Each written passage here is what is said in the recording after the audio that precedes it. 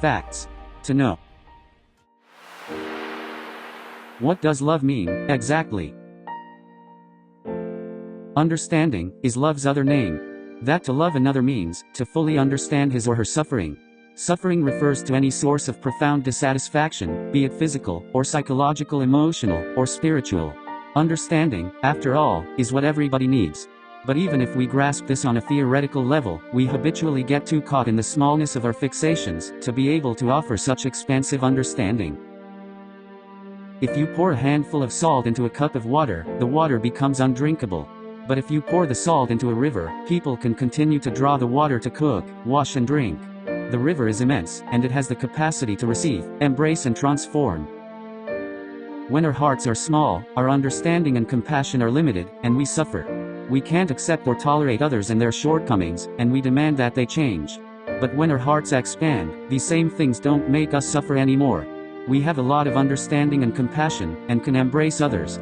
We accept others as they are, and then they have a chance to transform. The question then becomes how to grow our own hearts, which begins with a commitment to understand and bear witness to our own suffering. When we feed and support our own happiness, we are nourishing our ability to love. That's why to love means to learn the art of nourishing our happiness. Understanding someone's suffering is the best gift you can give another person. Understanding is love's other name. If you don't understand, you can't love.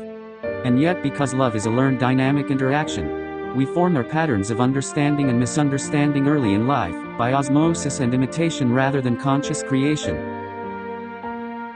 If our parents didn't love and understand each other, how are we to know what love looks like? The most precious inheritance that parents can give their children is their own happiness. Our parents may be able to leave us money, houses and land, but they may not be happy people. If we have happy parents, we have received the richest inheritance of all. Often, we get crushes on others not because we truly love and understand them, but to distract ourselves from their suffering. When we learn to love and understand ourselves, and have true compassion for ourselves, then we can truly love and understand another person. Sometimes we feel empty, we feel a vacuum, a great lack of something.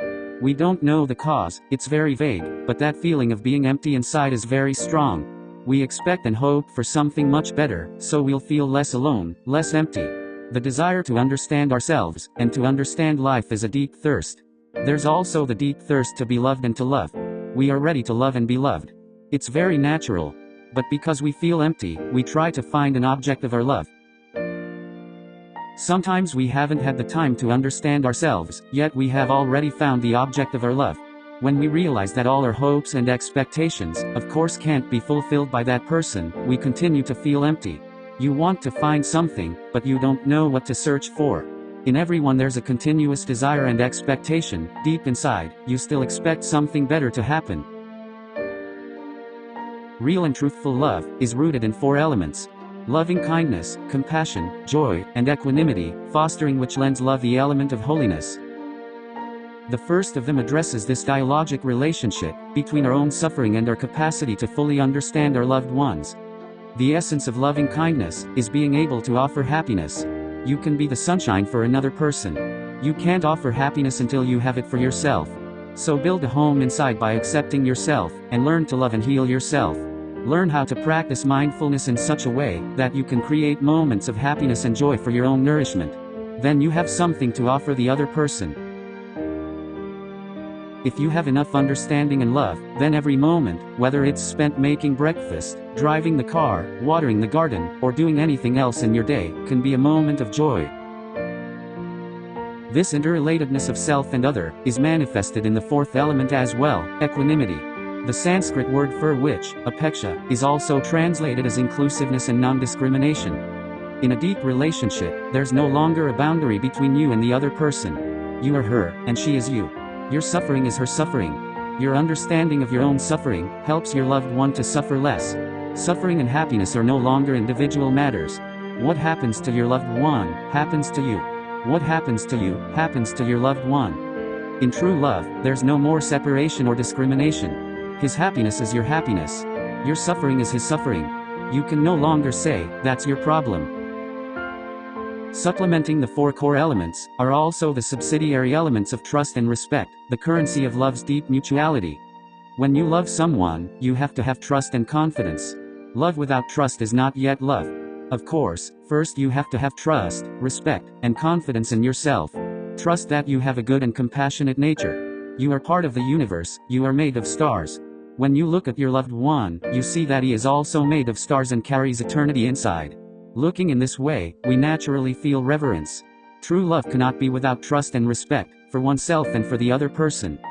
The essential mechanism for establishing such trust and respect is listening something so frequently extolled by Western psychologists, therapists, and sage grandparents, that we have developed a special immunity to hearing it.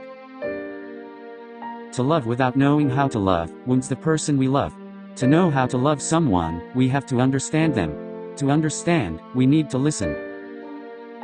When you love someone, you should have the capacity to bring relief and help him to suffer less. This is an art. If you don't understand the roots of his suffering, you can't help, just as a doctor can't help heal your illness if she doesn't know the cause. You need to understand the cause of your loved one's suffering in order to help bring relief.